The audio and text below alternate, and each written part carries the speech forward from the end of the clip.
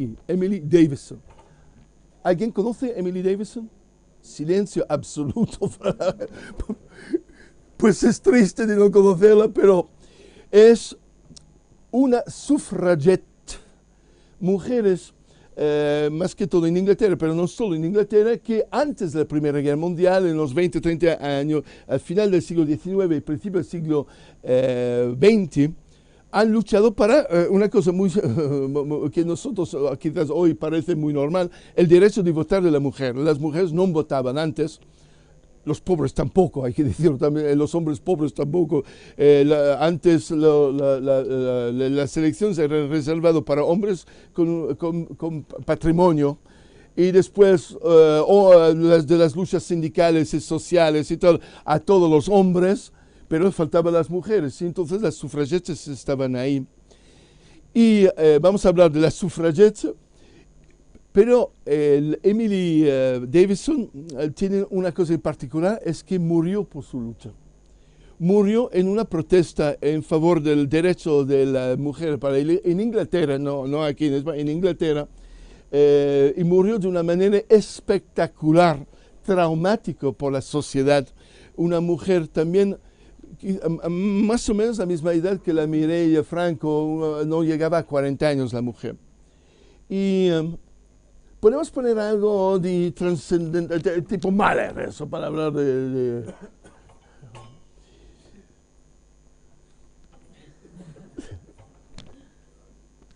Sí. Ella nace, Emily Davison, en una familia modesto, más complicado. El padre tenía ya 4 o 5 hijos con la primera mujer, después se casó una segunda vez. Gente de Manchester, alrededor de Manchester, del centro norte de Inglaterra, gente no burgués, pero gente con deseo de instruirse.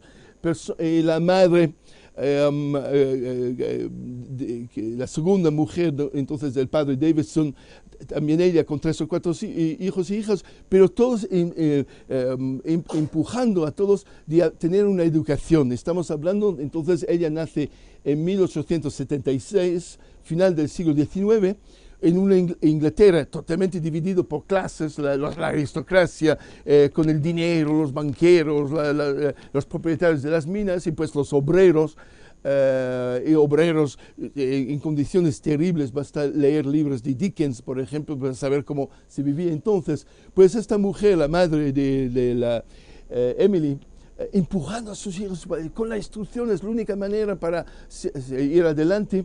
Y la mujer, la Emily, haciendo un trabajo, incluso trabajo de fábrica, seguía cursos de noche para instruirse. Llegó hasta a la Universidad de Oxford, pero no podía cursar sus estudios en Oxford porque era prohibido a las mujeres Oxford.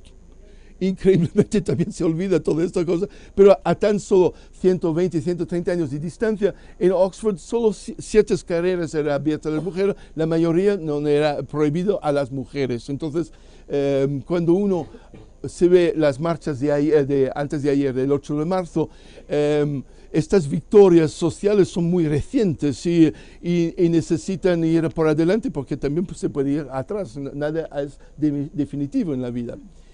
Esta mujer, entonces, como muchos de sus coetáneos, instruidas, que después llegó a ser una de las primeras maestras de escuelas primarias, teniendo un puesto fijo como enseñante en una escuela primaria, que era un trabajo autorizado para las mujeres, empieza a asociarse con muchas otras mujeres para pedir más libertad política y más que todo el derecho de votar.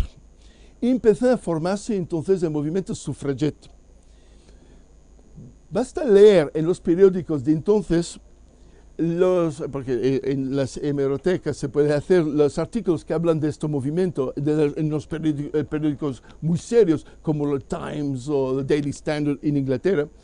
y ves que todos los artículos lo tratan como si fuera un chiste. Ah, las mujeres han protestado otra vez, lástima que no se quedan, son tan guapas porque tienen la manera de hacer política, mejor que se quedan guapas. Bueno, este tipo de artículos en periódicos de alto nivel intelectual, se ve el panorama de la época. Y estas mujeres, entonces, en un primer tiempo intentan con manifestaciones o cosas de hacer oír la voz de las mujeres, no pasa nada, la sociedad no cambia y se radicalizan. Esto es muy interesante porque se ha olvidado de esta cosa, pero las sufragetas empiezan a utilizar terrorismo para hacerse oír. Queman edificios públicos para pedir el derecho de votación para las mujeres. Cogen políticos conocidos, dan palizas las mujeres a políticos, al primer ministro de Inglaterra, cogido por la calle en una paliza monstruosa de las mujeres.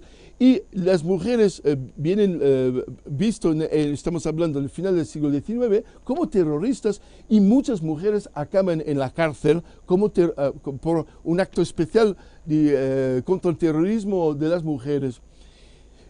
Ayer por la noche, pensando a lo que voy a decir hoy, he vuelto a mirar los diferentes textos que yo me recordaba pero lo había olvidado, y muchísimos textos tan modernos, increíblemente, de las mujeres que hablan porque utilizan métodos terrorísticos. Y dicen, uno que he leído ayer por la noche, dice, pues, todas las guerras de la planeta fueron siempre empezadas por hombres, son gobiernos de hombres que deciden atacar. Y para ellos una declaración de guerra es una cosa sagrada y una cosa heroica y todo. Y entonces nosotros vamos a utilizar la técnica de los hombres y entonces declaramos la guerra a los hombres. Y de una manera heroica y gloriosa y tal. Y entonces y se organizan como un ejército. Y asustan, esto también es bastante divertido. Reuniones de hombres políticos vienen, ¿cómo se llama?, cancelados por miedo de la agresión de estas mujeres que pueden llegar a dar otra paliza. Y Churchill, esto tampoco lo sabía, Winston Churchill, el grande político inglés, a sus 23, 24 años, era ya hijo de una grande familia aristocrática, era un oficial, un militar ya conocido entonces, siendo joven, pues fue agredido en la estación Victoria por unas mujeres que le han dado una paliza también a Winston Churchill. Entonces, muy sorprendente informaciones que salen de ahí. Y los textos que se leen podría haber sido escrito antes de ayer en la manifestación. Los mismos argumentos, la misma... Y estos textos son tan jóvenes ahora leyéndole como eran hace 120 años. He pensado, pero increíble la confianza política que tenían estas mujeres entonces. Y cómo es posible que ha tardado 120 años más tarde estamos en el mismo, con los mismos discursos. Y me he dado cuenta, y ahora voy a hacer son mis opiniones y no puedo asegurar que es la verdad, pero una sensación que fuera en la Primera y la Segunda Guerra Mundial y en España la Guerra Civil, a cambiar radicalmente el panorama, hacer olvidar las luchas femeninas, le han otorgado el derecho de votar, sí, pero por ahí, pero a la fin las guerras mundiales han vuelto a poner el macho, el machismo, la fuerza masculina como valor y como gloria. Y finalmente lo que estas mujeres habían ya percibido antes de las guerras mundiales, que esta cosa de la guerra glorificaba el hombre y era una manera también de reprimir a la mujer, de ponerlo en segundo plano. Porque ella no hace la guerra y entonces el hombre es superior porque el hombre puede hasta perder su vida por sus ideales, pero la mujer está en casa limpiando. Y entonces se ve que funcionó así. Y leyendo los textos, llego a una sensación, es solo una sensación, que el grande misterio, ¿por qué la Primera Guerra Mundial? La Segunda Guerra Mundial es más claro, hay Hitler, el fascismo y todo, pero la Primera Guerra Mundial, ¿por qué la Inglaterra, la Alemania, la Italia, la Francia se han ido los unos contra los otros? ¿por qué 24 millones de hombres han muerto en la Primera Guerra Mundial? El archiduque austríaco fue asesinado, esto es la excusa del principio, pero esto no significa en absoluto nada. Pero la sensación era, uno, la Primera Guerra Mundial era el miedo de los banqueros, de la gente rica, de las revoluciones potenciales como la Revolución Rusa, y entonces desviar la atención de la clase obrera y volver a poner la clase obrera en un plan macho, la patria, nuestra patria, defender la patria, pero también quizás miedo del crecimiento del feminismo y del derecho de votar. Una manera de poner a la mujer en su lugar, en el hogar, para proteger el hogar y el hombre adelante, arriesgando su vida y glorificándose en esto, y glorificando el machismo. Intento en estos últimos días de ver si había libros escritos sobre este argumento. Yo no veo, y creo que hay una ausencia en este argumento. Creo que hay mucho a encontrar en este argumento, que las grandes guerras mundiales creadas por los hombres podían tener de cualquier lugar como origen un miedo también del crecimiento del feminismo. Y mira por dónde en España el Vox que crece tiene también en un cierto sentido esta dimensión ahí. El autobús de hazte oír, que por cierto han sido ellos totalmente contra este lugar. Yo soy una víctima de hazte oír durante años y años, que me han venido encima continuamente boicotando mis espectáculos. Pues es el autobús antifeminista, y todo esto es, creo, en la misma onda que hace 100 o 120 años, cuando empezó la mujer a pedir, a reivindicar el derecho de votar. Por cierto, aquí en esta pequeña calle, en fondo hay un aparcamiento. Pues antes de un aparcamiento era un teatro, esto. Se llamaba el Teatro Barbieri, por eso se llama el Café Barbieri, porque era el café del Teatro Barbieri. Se llamaba el Café del Teatro Barbieri, después, ya como no hay el Teatro Barbieri, entonces el Café Barbieri. Y en el Café Barbieri, gente como Carmen de Burgos, Carmen de Burgos y otros reivindicaron ahí el derecho de voto para la mujer en 31-32, un poco antes de la República. Este lugar es un altísimo lugar para la revolta y los derechos de las mujeres. Ahí también en este teatro se asociaban los obreros de la tabacalera, que la tabaquera que está ahí, había muchas mujeres que trabajaban a fabricar los cigarrillos, y ellas eran muy sindicalizadas y muy conscientes de sus derechos, y ahí es donde organizaban las huelgas y todo, porque este espacio era dejado ahí. Un teatro de 1.400 asientos, no se nota hoy en día, pero esto... Pues todo esto para decir que Emily Davison, ella entraba en un mundo muy parecido al mundo de hoy. Es su pensamiento, su manera de hacer y todo. Y hasta esta idea de entrar en la política haciendo acciones reivindicativas que pueden, pues, acabar en los periódicos, se ha disfrazado una vez de vendedor de legumbres, y sabiendo que pasaba el coche del primer ministro británico, y ella vendía tomates y otras cosas, pero era falso. Y cuando el coche del primer ministro pasa, le han tirado tomates y todo, y verdura contra el coche. Una especie de atentado planificado y todo, y que evidentemente fue titulares en los periódicos, atentado contra el primer ministro, para las mujeres pidiendo el derecho de voto. Pues lo veo bastante moderno como pensamiento para entrar. Todo esto para decir que ella entró y salió a lo mejor 7 o 8 veces de cárcel. Una vez se quedó hasta 3 años en la cárcel por todas estas acciones. Participó en muchas huelgas del hambre. Las mujeres sufragettes en las cárceles británicas eran tan militantes que hacían huelgas de hambre, y ella fue obligado a comer, forzó la comida porque ella era dispuesta a morir.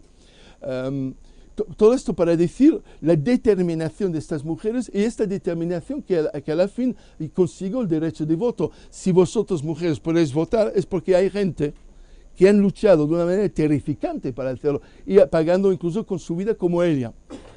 Porque entonces, ¿cómo acaba esta mujer? Uno de los más grandes eventos deportivos, incluso hoy en Inglaterra, cada año, son las carreras de caballos de Epsom. Epsom, donde van los caballos de toda la aristocracia, el rey también, o la reina, tienen su escudería y van ahí, y van toda la gente con pasta, es muy conocido a Epsom, la gente que puede acceder al circuito de caballos, son gente con pasta y vale mucho dinero de estar ahí, y entonces es cada año un gran evento de la monarquía británica y del poder británico. Pues ella y 2 o 3 otras mujeres deciden de interrumpir la carrera de Epsom a 200 metros del final, es decir, y además hay mucha pasta, hay muchos apuestos, es un evento. Incluso en 1913, cuando ella entonces decide de interrumpir la carrera de Epsom, es una cosa de enorme impacto. Ellas le habían pensado como tal. Y también podría ser un daño económico monstruoso porque todos los apuestos y toda la gente esperando la victoria. Y ellas entonces consiguen llegar hasta dentro el hipódromo, esta es la palabra que buscaba. Se pone al lado de donde está la llegada de los caballos. Y a los 150 metros antes, los caballos en la última vuelta, todos los caballos a tope para llegar ¿cómo se dice en español? La mitad. Ella sale corriendo con un cartel con voto por las mujeres y se pone así adelante a 8 caballos a tope. El caballo más adelante la ha cogido. Era el caballo del rey. Y no se entiende muy bien cómo, pero el caballo cae encima de ella y la hiere tan gravemente que muere 3 días después por traumatismo, cabeza rota. Bueno, y el jinete también viene, ¿cómo se llama?, herido gravemente en esta caída. Y es un desastre, evidentemente, en todos los niveles, un impacto, ¿cómo se llama?, mediático gigante, que las mujeres habían intervenido de esta manera, y pues esta militante que muere en este intento. ¿Y por dónde? No se sabe si es una decisión de cada uno o si fuera de Buckingham Palace, pero a los periódicos alguien o de alguna manera viene dado el orden cuando hablan del incidente de decir que ha sido un suicidio y que ella era loca, que una loca se tiró encima al caballo y en su locura casi mata al jinete. Entonces es una loca y que no lo había hecho sin ningún tipo de razón, solo que tenía un problema de amoroso y quería matarse en un incidente amoroso. Esto fue la presentación en todos los periódicos y eso, el hecho que en el mismo tiempo salía todo esto. Sus compañeros siempre afirmaron que nunca en la vida ella tenía previsto de morir, pero era quizás demasiado temerario esta historia, no conocía nada de los caballos, se ha puesto ahí adelante sin saber de las consecuencias, algo cierta temeraria, sí, pero sus amigas hace valer que la mujer había comprado ida y vuelta a Epsom desde Londres porque vivía en Londres. 2, tenía reservado una comida con sus amigas después para hacer la fiesta de este evento en un restaurante. Entonces sus amigas afirman que todo su comportamiento no era de morir ahí, ella lo hacía con mucha valentía, pero para ella no era el final de la historia, no era que se mataba. Y pues se quedó, incluso en Wikipedia, tú ves, Emily Davidson nace en 1876 y muere suicida en 1913. Y después en el Wikipedia tú ves que hay gente que va controvertido, otra vez por todo lo que se sabe de sus acciones y de lo que ha hecho en toda su vida, que la chica era valiente, seguro. ¿Que ella lo ha hecho para morir? No, yo en lo que yo he leído y todo no corresponde a nada. Que fue tonta a ponerse de una manera así, seguramente frente a un caballo que está llegando a 50 kilómetros a hora y que pesa 800 kilos, evidentemente no es que una cosa recomendado, pero eso. ¿Y qué pasó después? Pues es 1913, 1914 empieza la Primera Guerra Mundial. Y ahí hay que decir, pasó. Y yo he leído también ayer por la noche, increíble reunión de las mujeres al principio de 1914. ¿Qué vamos a hacer si hay una guerra mundial con Inglaterra? Y había dos estrategias. Primera estrategia, la lógica, era trabajar para la paz, intentar de contactar a las mujeres feministas alemanas, austríacas, de los enemigos y hacer un frente común, como el Partido Socialista también, el Partido Comunista inglés intentó, y lo ha hecho, puesto de acuerdo con los socialistas alemanes, para que no hubo la primera, para intentar de impedir la guerra. Visto como una guerra de clase donde moría solo la gente de baja clase social. Y una parte de las mujeres sufragettes piden esto, pero una segunda parte, quizás más listas, dicen no, vamos a apoyar a tope la declaración de guerra de nuestra nación británica. Y vamos a demostrar a los hombres que somos tan fiables y tan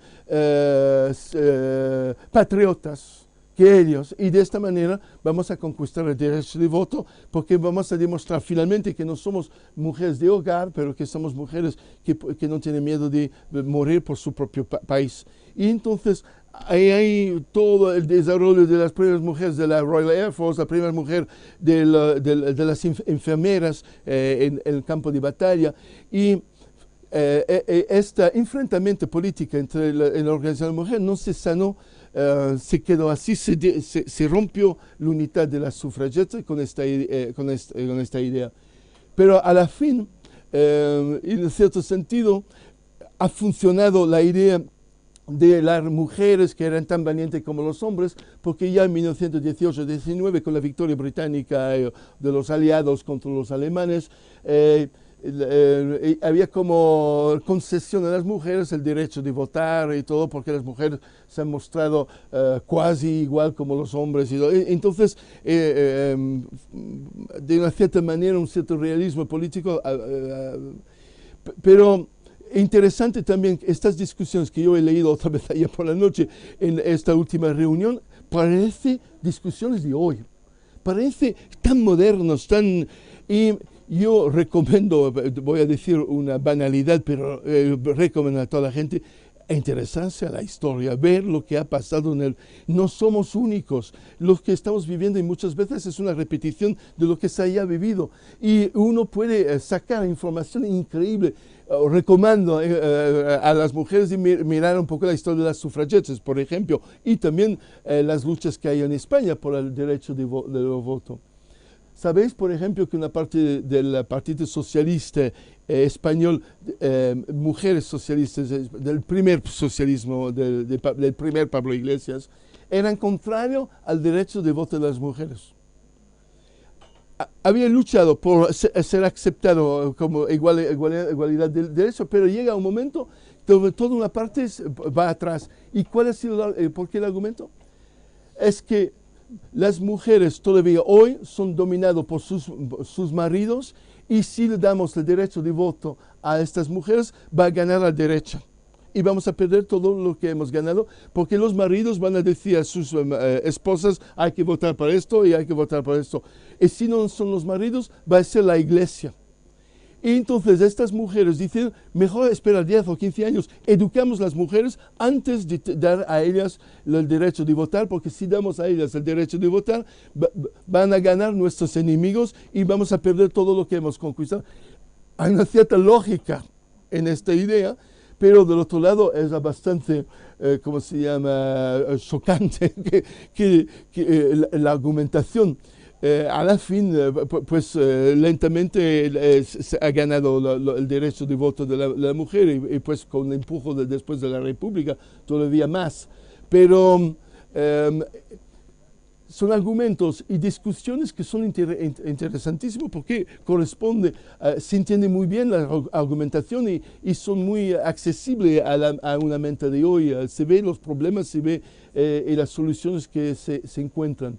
Pero para todo esto, esta Emily Davison, olvidado de la historia, quizás no en Inglaterra, pero en el mundo, tan determinado para ver a las mujeres igualancia de voto como los hombres, que ha arriesgado su vida en muchísimas ocasiones y que ha visto la cárcel en muchas ocasiones también para defenderlo, y al final que muere de una manera estúpida, se puede decir, pero con valentía, porque uno tiene a tirarse enfrente a los caballos en el último 50 metros de una carrera tan terrible lo que ella ha hecho. Hay, por cierto, hay imágenes, hasta en YouTube hay las primeras, se filmaba la llegada de Epson y por casualidad han filmado esto. Subes una mujer saltar la valla y correr en medio y se ve el caballo caer y todo eso. Se ve esta caída y se ve esta muerte en YouTube. Entonces, para ella hacemos tradicionalmente el cuac, cuac, cuac 3 veces y un grito final. ¿Estamos listos? Uno dice, pero si hago esto voy a parecer como gilipollas. Es por eso que lo pido. No tener miedo de perder su dignidad. ¡Cuac! ¡Cuac! ¡Cuac! ¡Cuac! Niña, ¿cuántos años tenéis? ¿Tú tienes cuánto? 7. ¿Tú? Ah, tú 7. 7. Pues en el futuro vas a poder decir que tú, cuando tú eres pequeña, cuando habrás 80 años, las dos viejas mujeres, vas a decir, cuando nosotros teníamos 7 años, había todavía lugares donde gente de verdad hablaba a gente de verdad, sin pantallas. Y sin hologramo en 3D holográmico. Esto va a ser como muy original y va a ser muy importante para vosotros. ¿Ok?